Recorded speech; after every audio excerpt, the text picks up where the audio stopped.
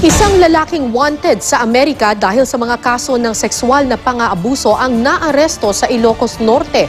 Taong 2014 pa raw nagtatago sa Pilipinas ang suspect. May exclusive report si John Consulta.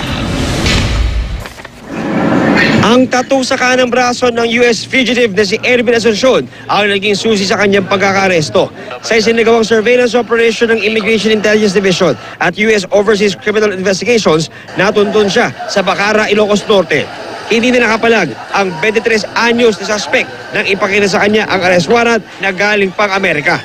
Taong 2014 na magtago raw dito sa Pilipinas ang suspect matapos sampahan ng 2 counts ng second-degree sexual assault ng isang US court. We have received reports and information that this person is being cuddled by friends and relatives with firearms, short and long. So our operatives has to coordinate with the regional police or regional authorities so much so that we will be assisted by them.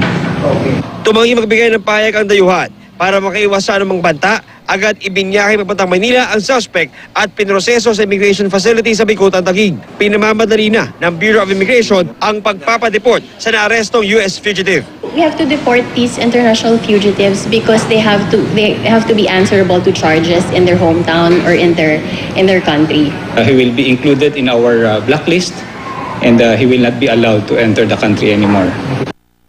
John Consulta, GMA News.